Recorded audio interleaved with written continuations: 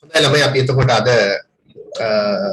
සාකච්ඡා කරනවා 13 වසර විෂය නිර්දේශයේ ඉතා වැදගත් මාතෘකාවක් තොරතුරු පද්ධති. තොරතුරු පද්ධති.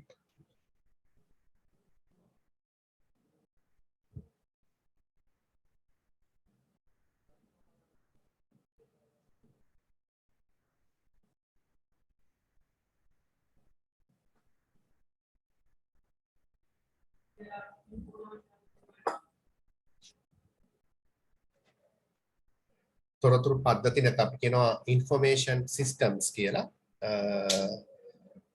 එතකොට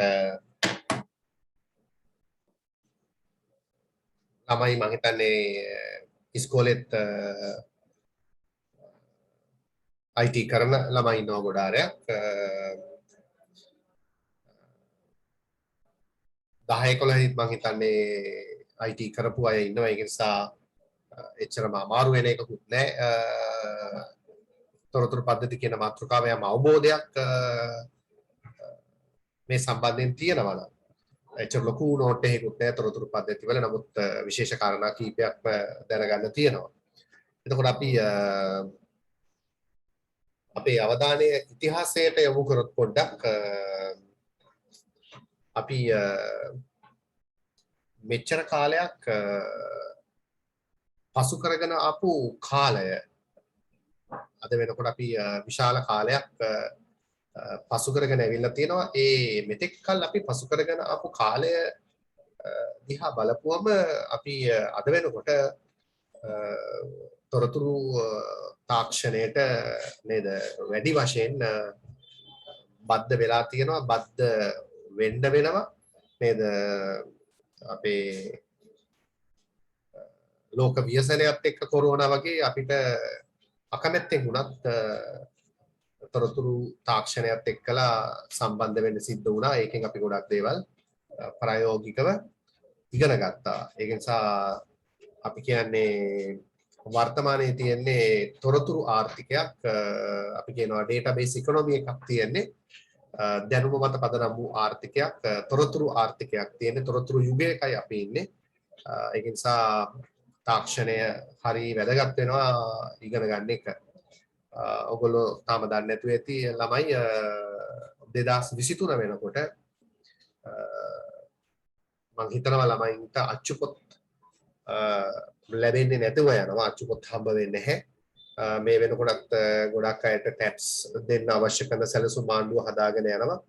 එතකොට පොත් හම්බ වෙන්නේ තමන්ට අවශ්‍ය කරන අච්චු පොත් වෙබ්සයිට් එකට ගිහිල්ලා ඩවුන්ලෝඩ් කරලා තමයි බලන්න වෙන්නේ. ඒකත් හොඳයි. පොත් පාවිච්චි කරන්න නැතු යන එක පැත්තකින් හොඳ වුණාට ළමයි කියවන එක අඩු වෙනවා. ඒකයි වෙන්නේ. හැමතිස්සෙම අර පද්ධතියට සම්බන්ධ වෙන්න ළමයි එච්චර කැමැත්තක් නැති නිසා පොතකින් පොත් බල කරලා හරි කියවන්න කියලා කියන්න පුළුවන්. දැන් ඒක හැබැයි නැතුවත් යන තාක්ෂණය හොදක් තියෙනවා. තාක්ෂණය නරකත් කියනවා. කෙසේ වෙතත් අපි මෙතෙක් කල් පසු කරගෙන ආපු කාලය මේ ලෝකේ අපි මෙතෙක් කල් පසු කරගෙන ආපු කාලය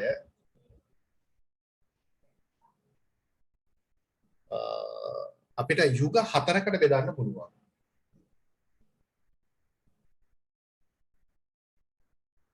එක දෙක තුන සහ හතර. හතර තමයි අද.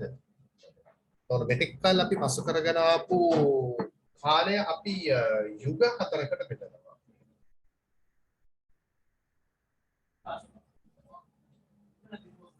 මම ඉතිසලත් මේ ගැන කියලා ඇති මම දන්න විදිහට මේ යුග 4 ගැන ගොඩක් වෙලාවට මම ඔය අපේ 12 වසර විෂය නිර්දේශයේ අපි කාර්මික විප්ලවය කතා කරන වෙලාවට මම බොහෝ විට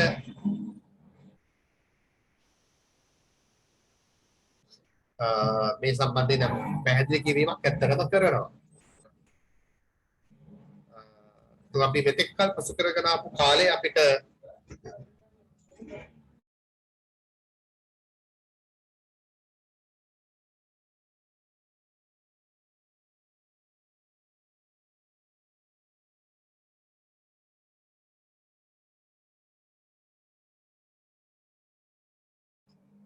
මෙතෙක් කල් පසු කරගෙන ආපු කාලේ යුග 4කට බෙදන්න පුළුවන්. මතකයක් තියෙනවා නම් කියන්න පුළුවන්.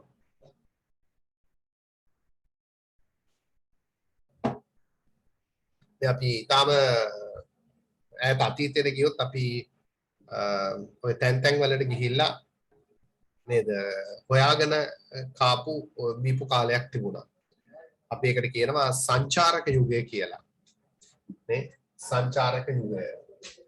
නමුත් සංචාරක යුගය එච්චරම පහසු යුගයක් නෙමෙයි නේ තැන් තැන් වලට ගිහිල්ලා කෑම හොයාගෙන ජීවත් වෙන එක. නේ ඊට පස්සේ ගොඩක් වෙලාවට තීරණය කරා එහෙම නැතුව එක තැනක ඉඳගෙන කෘෂිකර්මය, සත්ත්ව පාලනය ඒ වගේ දේවල් කරොත් හොඳයි කියලා. ඉතින් පළවෙනි යුගයේ සංචාරක යුගය, ඊට පස්සේ දෙවෙනි යුගයේ කෘෂිකාර්මික යුගය, තුන්වෙනි යුගය ඔයගොල්ලෝ දන්න ඇති විශාල වෙනසක් වෙච්ච යුගයක් විද්‍යාත්මකවත් කාර්මික යුගය, කාර්මික විප්ලවයත් එක්කලා එතකොට හිතා ගන්න පුළුවන් මේ 1700 ගණන් මේක කාර්මික යුගය, මේක සංචාරක, කෘෂිකාර්මික, කාර්මික. එතකොට අද තොරතුරු යුගයක තමයි අපි ඉන්නේ. අපි කියනවා ඩේටාබේස් ඉකොනොමි එක. තොරතුරු ආර්ථිකයක තමයි අපි අද ජීවත් වෙන්නේ. එතකොට තාක්ෂණය කෙසේ හෝ අපි ඉගෙන ගත යුතුයි. ඉතින් වර්තමාන පරම්පරාව නම් නිකම් ඉගෙන ගන්නවා ඒක. නේද? අලුත් පරණ පරම්පරාවට තමයි ටිකක් තාක්ෂණික දැනුම අඩු. අපි මෙන්න මෙහෙම පළවෙනි ප්‍රශ්න විදිහට අපි සටහනක් දාගමු. ලෝකයේ ආර්ථික හා සමාජ සංවර්ධනය.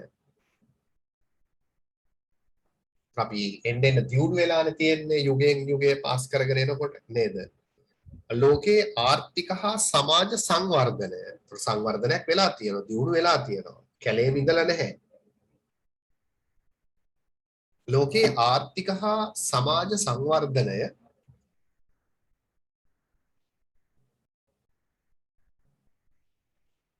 යුග කීපයකට බෙදා දැක්විය හැකිය. ලෝකයේ ආර්ථික හා සමාජ සංවර්ධනය ලෝකයේ ආර්ථික හා සමාජ සංවර්ධනය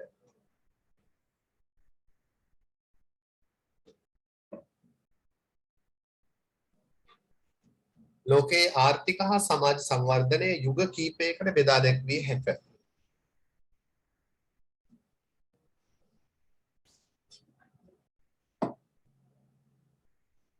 ලෝකයේ ආර්ථික හා සමාජ සංවර්ධනය යුග කීපයකට බෙදා දැක්විය හැකිය. එතකොට 1 සංචාරක යුගය, 2 කෘෂිකාර්මික යුගය, 3 කාර්මික යුගය, 4 තොරතුරු යුගය. තොරතුරු යුගය.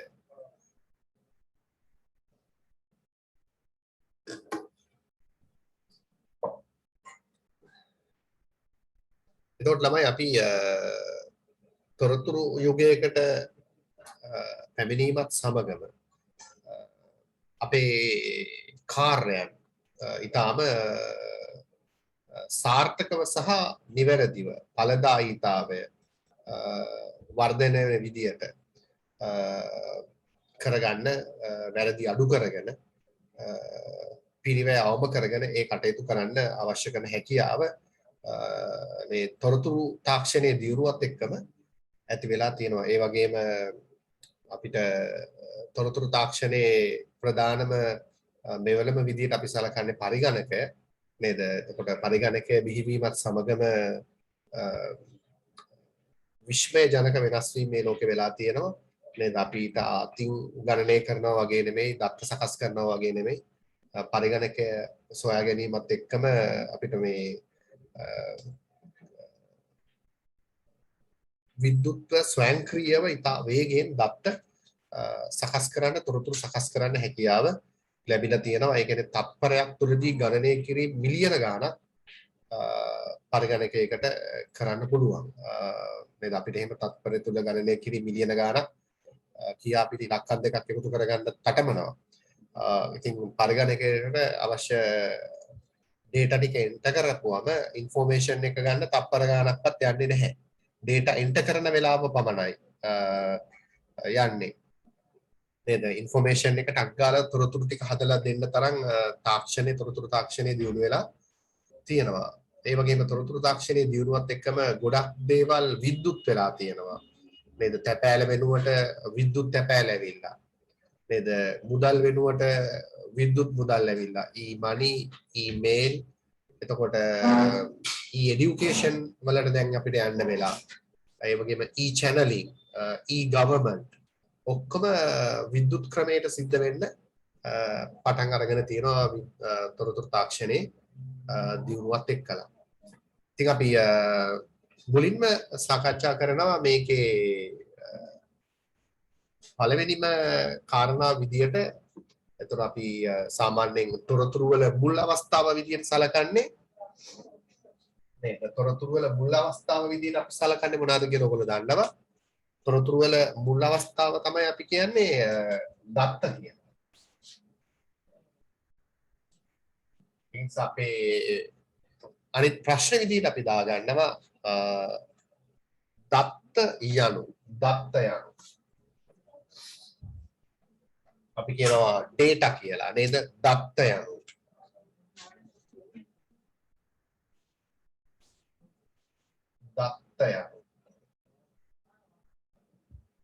අපි කියනවා data කියලා. දත්ත කියන්නේ මොනවද කියලා අපි සාකච්ඡා කරමු ඉස්සෙල්ලම.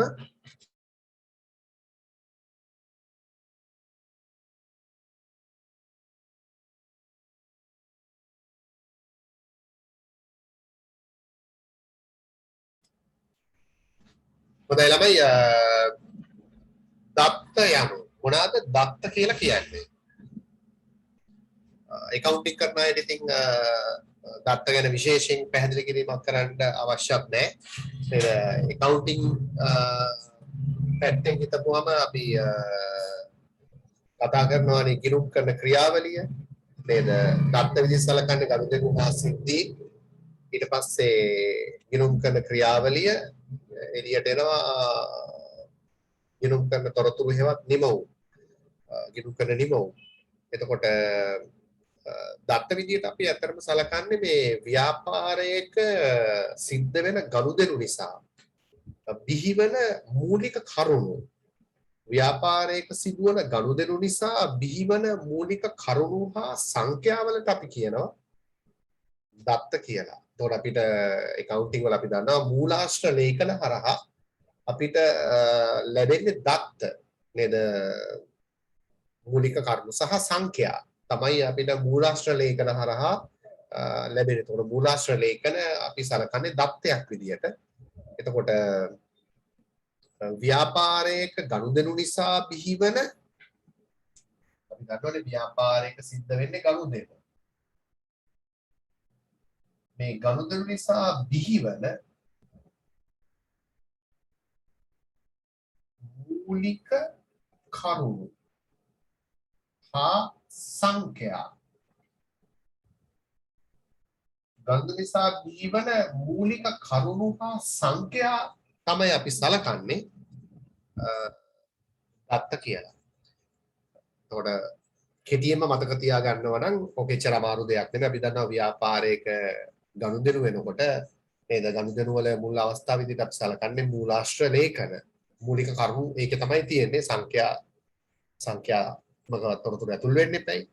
එතකොට ගනුදෙනු නිසා ව්‍යාපාරයක ගනුදෙනු නිසා බිහිවන මූලික කරුණු හා සංඛ්‍යා අපි කියනවා දත්ත කියලා. ඒට අමතරව අපිට තව චූටි කැලලක් මේකට එකතු කරගන්න පුළුවන්. පරිසරයේ හෝ සංවිධානයේ සිදුවන නොයෙකුත් සිදුවීම් මගින් එතකොට විවිධ සිද්ධීනුත් ඇති වෙන්න පුළුවන් ව්‍යාපාරයක් තුළ. එතකොට පරිසරයේ හෝ සංවිධානයේ සිදුවන නොයෙකුත් සිදුවීම් මගින් හා ව්‍යාපාරයක ගනුදෙනු නිසා බිහිවන මූලික කරුණු හා සංඛ්‍යාවලට අපි කියනවා දත්ත කියලා. අපි මුල් කාලේ මෙන්න මේක පමණයි පාවිච්චි කරේ දත්තයක් කියන්නේ මොකක්ද කියලා. ගනුදෙනු නිසා බිහිවන කෙටියෙන්ම කියනවා නම් ගනුදෙනු නිසා බිහිවන මූලික කරුණු වලට තමයි අපි කිව්වේ දත්ත කියලා. ඔය දැන්ට සෑහෙන කාලෙක ඉස්සෙල්ලා අපි පැහැදිලි කිරීම කරද්දී කෙටියෙන්ම කියනවා නම් ගනුදෙනු නිසා බිහිවන මූලික කරුණු තමයි අපි කියන්නේ දත්ත කියලා. ඉතින් අපි අලුත් නිර්වචන එනකොට ඒට අනුව නිර්වචන වෙනස් කරන්න වෙනවා. ඒක නිසා අපි මේකට තව දේවල් එකතු වෙලා තියෙනවා. පරිසරයේ හෝ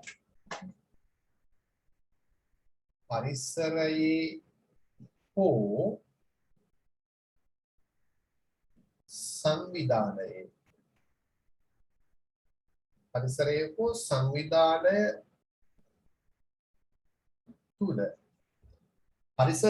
සංවිධානය තුල සිදුවන නොයෙකුත්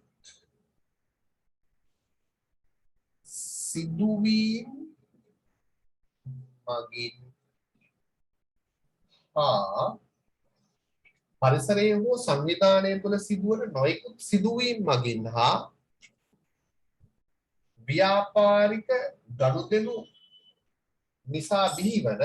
ව්‍යාපාරික ගනුදෙනු නිසා බිහිවන නැත්නම් ව්‍යාපාරික ගනුදෙනු තුලින් බිහිවන මූලික කරුණු හා සංඛ්‍යාවලට අපි කියනවා දත්ත කියලා.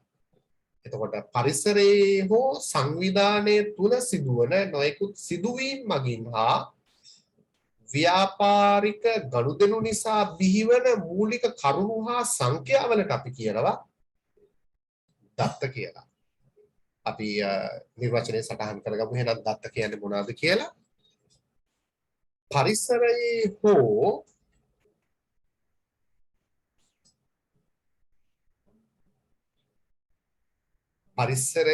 හෝ සංවිධානය තුල සිදුවන, අපි දන්නවා accounting වලත් අපි යෙදවුම් විදියට සලකන්නේ ගනුදෙනුව හා සිද්ධීන්. පරිසරයේ හෝ සංවිධානය තුල සිදුවන නොයෙකුත් සිදුවීම් මගින් හා පරිසරයේ හෝ සංවිධානය තුල සිදුවන නොයෙකුත් සිදුවීම් මගින් හා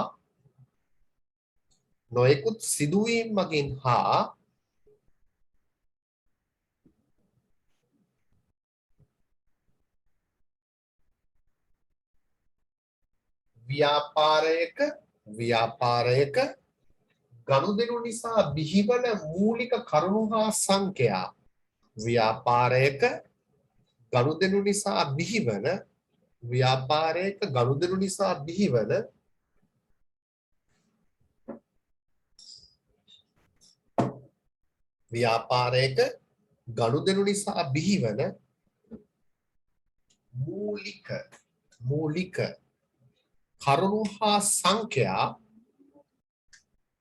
මූලික කරුණු හා සංඛ්‍යා දත්ත ලෙස හැඳින්වේ. මූලික කරුණු හා සංඛ්‍යා දත්ත ලෙස හැඳින්වේ.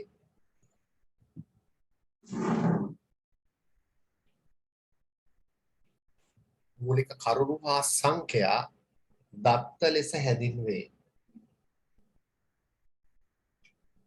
ඕනම් උදාහරණ විදියට මාසික විදුලි බිල 3000කි. මාසික විදුලි බිල 3000කි. ඒක දත්තයක්. මාසික විදුලි බිල 3000කි. සේවක වැටුප 50000කි. සේවක වැටුප 50000කි. සේවක වැටුප 50000කි. සේවක වැටුප 50000කි. අපි ඔකට කියන්නේ මූලික කරුණු නැත්නම් සංඛ්‍යා. මාසික විදුලි බිල 3000කි. සේවක වැටුප 50000කි. ඒතර පරිසරයේ හෝ සංවිධානය තුළ සිදුවන නොයෙකුත් සිදුවීම් මගින් හා ව්‍යාපාරික ගනුදෙනු නිසා බිහිවන මූලික කරුණු හා සංඛ්‍යා අපි දත්ත විදියට නිර්වචනය කරනවා.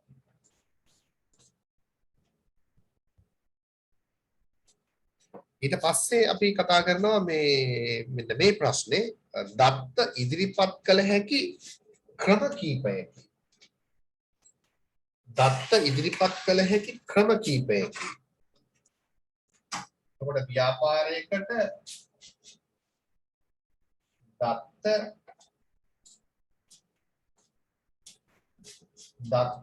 ඉදිරිපත් කළ හැකි ක්‍රම කීපයක් තියෙනවා. දත්ත ඉදිරිපත් කළ හැකි ක්‍රම කීපයකි.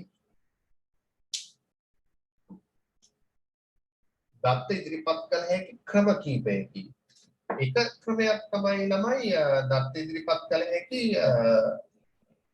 රූපමය දත්ත. රූපමය දත්ත. රූපමය දත්ත ඒ කියන්නේ ඕනනම් ඡායා රූප මගින් අපිට රූපමය දත්ත ඉදිරිපත් කරන්න පුළුවන්. එකක් තමයි රූපමය දත්ත. උදාහරණයක් විදිහට නැත්නම් කෙටි පැහැදිලි කිරීමක් ඡායා රූප මගින් අපිට යම්කිසි භාණ්ඩයක් පෙන්වන්න පුළුවන්. රූපමය දත්ත ඒ කියන්නේ ඡායා රූප මගින් නැත්නම් සංඛ්‍යාමය දත්ත සංඛ්‍යාමය දත්ත ඒ කියන්නේ මිල ගණන් භාණ්ඩවල බර මිල ගණන් භාණ්ඩවල බර අපිට සංඛ්‍යාමය දත්ත විදියට පෙන්වන්න පුළුවන්. සංඛ්‍යාමය දත්ත ඔය ගොඩක් වෙලාවට මිල දර්ශනවල නේද අපි සංඛ්‍යාමය දත්ත දකිනවා. ඒ වගේ මේක අපිට දෘශ්‍යමය දත්ත විදිහට සලකන්න පුළුවන්. ඊපස්සේ දෘශ්‍යමය දත්ත ඒ කියන්නේ ඇසට පෙනෙන දත්ත කියන එක. ඇසට පෙනෙන දත්ත. ඒ වගේම ශ්‍රව්‍යමය දත්ත. ශ්‍රව්‍යමය දත්ත. ඒ කියන්නේ පටිගත කරන ලද දත්ත. ශ්‍රව්‍යමය දත්ත පටිගත කරන ලද දත්ත. සමහරක් වෙලාවට පාරිභෝගිකයාගේ අදහස් පටිගත කරපු දත්තයක් විදිහට ව්‍යාපාරයකට පාවිච්චි කරන්න පුළුවන්. එතකොට දත්ත ඉදිරිපත් කරන්න පුළුවන් ක්‍රම හතරක් තියෙනවා. රූපමය දත්ත විදිහට, සංඛ්‍යාමය දත්ත විදිහට, දෘශ්‍යමය දත්ත විදිහට, ඒ වගේම ශ්‍රව්‍යමය දත්ත විදිහට දත්ත ඉදිරිපත් කළ හැකි ප්‍රධාන ආකාර හතරක් අපිට පෙන්නලා දෙන්න පුළුවන්.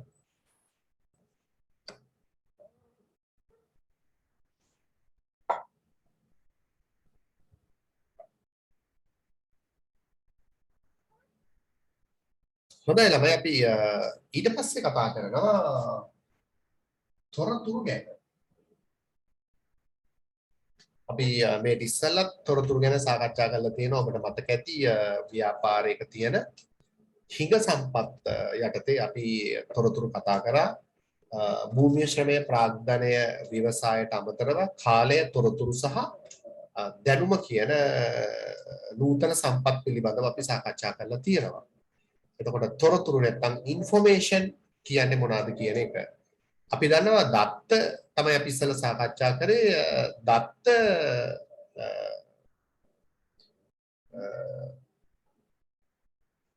ව්‍යාපාරයකට එක එල්ලේ ව්‍යාපාරයේ කටයුතු සඳහා ප්‍රයෝජනයට ගන්න බෑ. ඒ කියන්නේ ඍජුව තීරණ ගැනීම සඳහා ව්‍යාපාරයක ළමයි දත්ත පාවිච්චි කරන්න බෑ. එතකොට ඍජුව තීරණ ගැනීම සඳහා පාවිච්චි කරන්න පුළුවන් තොරතුරු. එතකොට තීරණ ගැනීම සඳහා තොරතුරු අවශ්‍යයි. අපි කියන්නේ මේ දත්ත තේරුම් ගන්න ටිකක් අමාරුයි. නමුත් දත්ත සකස් කරලා තොරතුරු බවට පත් කරගුවම ඒක අපිට තේරුම් ගන්න හරියම ලේසි. එතකොට තීරණ ගැනීම සඳහා අපිට ඍජුව දත්ත පාවිච්චි කරන්න බෑ. දත්ත පාවිච්චි කරලා අපිට තොරතුරු සකස් කරගන්න වෙනවා. එතකොට තොරතුරු කියන්නේ මොනවද කියලා අහුවොත් අපි මොන වගේ උත්තරයක් අපිට දෙන්න පුළුවන්. එතකොට තොරතුරු වල මුල් අවස්ථාව විදියට අපි සලකන්නේ දත්ත. තොරතුරු වල මුල් අවස්ථාව තමයි දත්ත. එතකොට දත්ත අපිට අවශ්‍ය විදියට සකස් කරගත්තම තමයි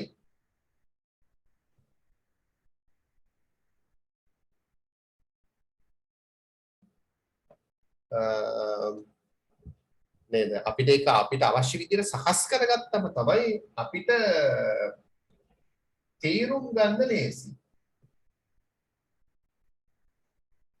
ඒ වගේම ප්‍රයෝජනයට ගන්නත් ලේසි.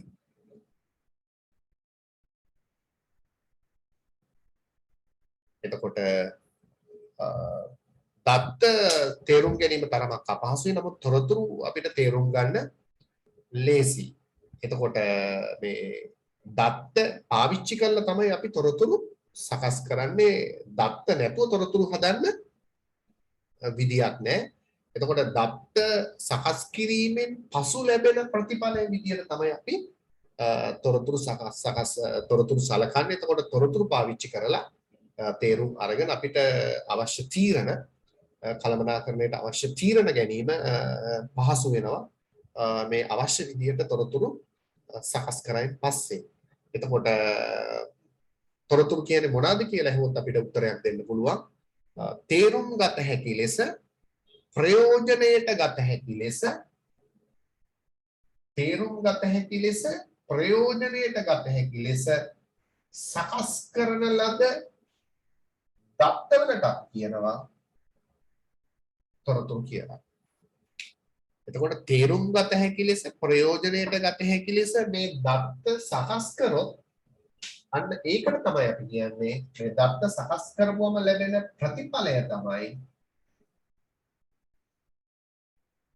අපි තොරතුරු විදියට සලකන්නේ. එතකොට තේරුම් ගත හැකි ලෙස, ප්‍රයෝජනයට ගත හැකි ලෙස සකස් කරන ලද දත්තවලට අපි කියනවා තොරතුරු කියලා. එතකොට මේ තොරතුරු ප්‍රධාන වශයෙන්ම අපිට අවශ්‍ය වෙන්නේ තීරණ ගැනීමේ කාර්යය සඳහා. ඕනනම් ඉතින් අපිට කියන්න පුළුවන් තීරණ ගත හැකි ලෙස වඩාත් අර්ථවත් හා ප්‍රයෝජනවත් ලෙස සකස් කරන ලද දත්ත තොරතුරු කියලා කියන්නත් පුළුවන්. තීරණ ගත හැකි ලෙස වඩාත් අර්ථවත් හා ප්‍රයෝජනවත් ලෙස සකස් කරන ලද දත්ත තොරතුරු ලෙස හැඳින්වේ කියලා. නමුත් අපි අලුත් විෂය නිර්දේශය අපිට පාවිච්චි කරන්න වෙලා තියෙන නිර්වචන අපිට දීලා තියෙන්නේ තේරුම් ගත හැකි ලෙස. තේරුම් ගන්න පුළුවන් නම් අපිට උකට ප්‍රයෝජනයක් ගන්න පුළුවන්. තේරෙන්නේ නැත්නම් ප්‍රයෝජනයක් ගන්න බැහැ. තේරුම් ගත හැකි ලෙස, ප්‍රයෝජනයට ගත හැකි ලෙස සකස් කරන ලද දත්තවලට අපි කියනවා තොරතුරු කියලා. එහෙනම් අපි දාගමු සටහන. තේරුම් ගත හැකි ලෙස, තේරුම් ගත හැකි ලෙස, ප්‍රයෝජනයට ගත හැකි ලෙස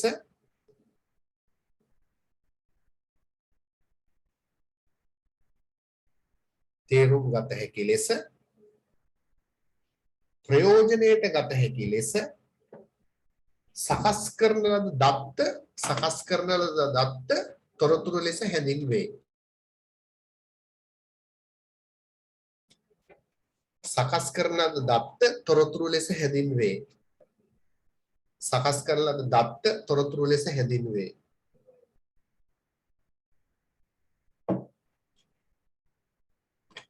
තොරතුරු ලෙස හැඳින්වේ. එතකොට දත්ත සකස් කිරීමෙන් ලැබෙන ප්‍රතිඵලය තමයි තොරතුරු කියන්නේ. එතකොට තොරතුරු අපිට වඩාත් හොඳින් තේරුම් ගන්න පුළුවන්, ප්‍රයෝජනෙට ගන්න පුළුවන්. වළංගුතාවය වැඩි. ඒක නිසා තොරතුරු වල දත්තවල වළංගුතාවය අඩුයි. ඒක නිසා අපි කියනවා මේ දත්තවල වටිනාකම ඉතාම අඩුයි. නමුත් තොරතුරු වල ඉහළ වටිනාකමක් තියෙනවා අපිට ව්‍යාපාරයේ තීරණ ගැනීම සඳහා තොරතුරු පාවිච්චි කරන්න පුළුවන් නිසා. හොඳයි. ඊට පස්සේ අපි සාකච්ඡා කරමු මෙන්න මේ දත්ත හා තොරතුරු අතර තියෙන වෙනස්කම් මොනවාද කියලා. දත්ත හා තොරතුරු අතර ඇති වෙනස්කම්. දත්ත හා තොරතුරු අතර ඇති වෙනස්කම්. මොනවාද දත්තයි තොරතුරුයි අතර තියෙන වෙනස්කම්? දත්ත හා තොරතුරු අතර ඇති වෙනස්කම්. දත්ත හා තොරතුරු අතර ඇති වෙනස්කම්. දත්ත හා තොරතුරු අතර ඇති වෙනස්කම්. එතකොට අපිට මූලිකම වෙනස විදියට ඕනනම් පෙන්නලා දෙන්න පුළුවන් නිර්වචනමය වෙනස දත්ත හා තොරතුරු අතර තියෙන වෙනස. ඒතර අපිට ඕනනම් කියන්න පුළුවන් මේ ගනුදෙනු නිසා විහිවන මූලික කරුණු හා සංඛ්‍යා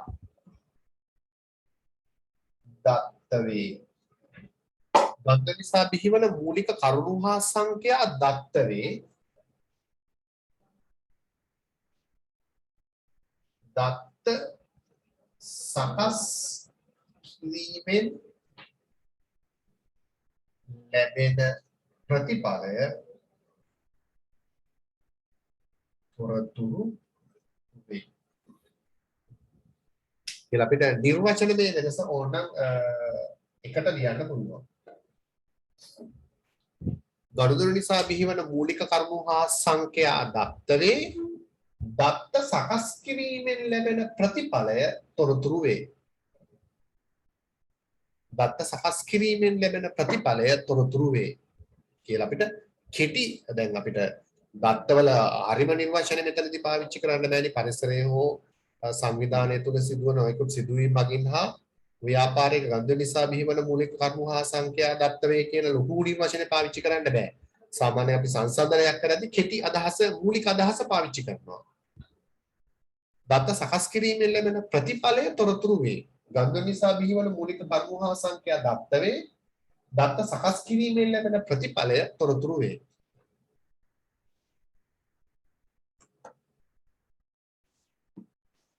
ඊට අපිට දෙවෙනි එක ලියන්න පුළුවන් මෙන්න මෙහෙම දත්ත අපි සලකන්නේ යෙදවුමක් විදියට. දත්ත යෙදවුමකි. නමුත් තොරතුරු නිමවුමකි.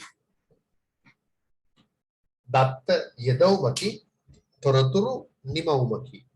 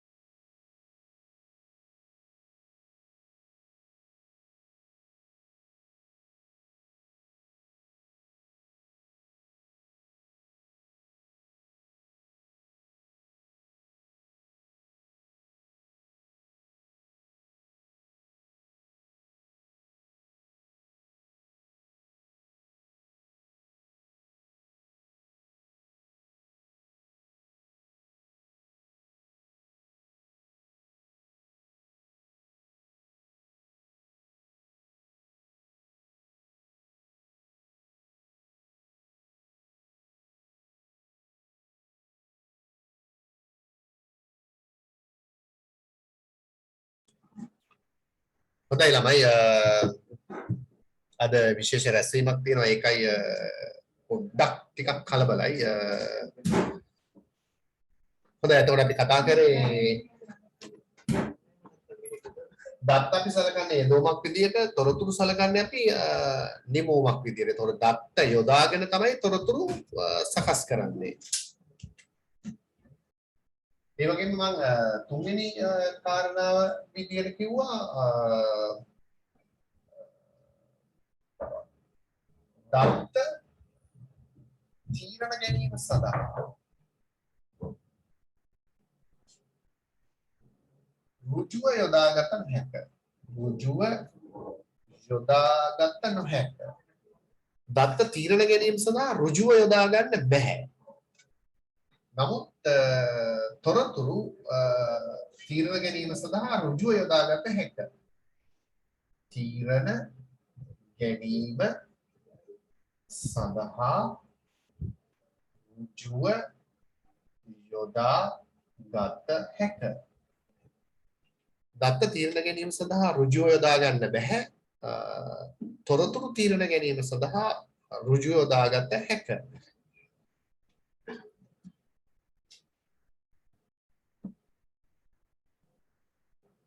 හතරවෙනි කාරණාව විදිහට අපිට පෙන්නලා දෙන්න පුළුවන් දත්ත වශයෙන් පවතින තාක්කල් ඒකේ වටිනාකමක් ඒකට ලැබෙන්නේ නැහැ. ඒ කියන්නේ කිසි දෙයක් නිකම්ම දත්ත ටික විතරනේ තියෙන්නේ. හැබැයි දත්ත සකස් කරලා තොරතුරු බවටපත් කරපුවම තොරතුරු වලට වටිනාකමක් තියෙනවා. අපි කියනවා දත්ත වශයෙන් පවතින දත්ත වශයෙන් පවතින තාක් ඒවායේ වටිනාකමක් ගෙන නොදේ.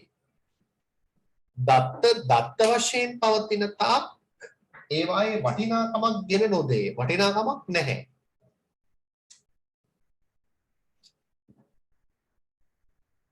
තොරතුරු වල වටිනාකමක් ඇත. තොරතුරු වල වටිනාකමක් ඇත. තොරතුරු වලට වටිනාකමක් තියෙනවා.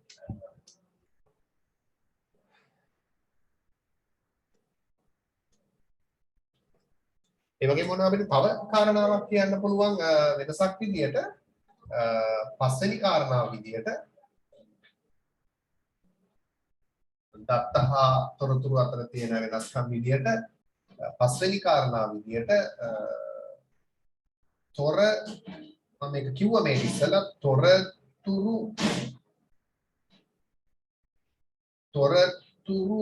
වල මුල් අවස්ථාව වේ. තොරතුරු වල මුල් අවස්ථාව වේ නේද? තොරතුරු වල මුල් අවස්ථාවනේ දත්ත කියන්නේ. මේකට අපිට කියන්න පුළුවන් දත්ත සකස් කිරීමෙන් තොරතුරු බිහි වේ. දත්ත සකස් කිරීමෙන් තොරතුරු බිහි වේ.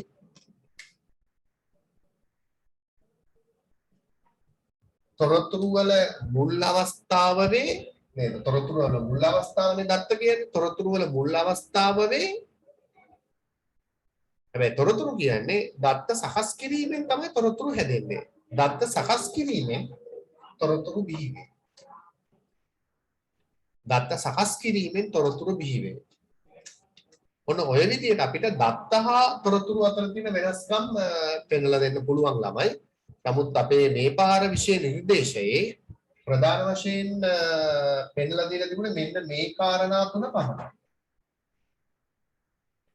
කාරණා තුනයි අපේ 2019 නව විෂය නිර්දේශයේ දත්ත හා තොරතුරු වල වෙනස්කම් විදිහට පෙන්නලා තිබුණේ.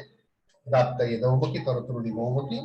දත්ත තීරණ ගැනීම සඳහා රුජුව යොදාගත නොහැක. නමුත් තොරතුරු තීරණ ගැනීම සඳහා රුජුව යොදාගත හැක.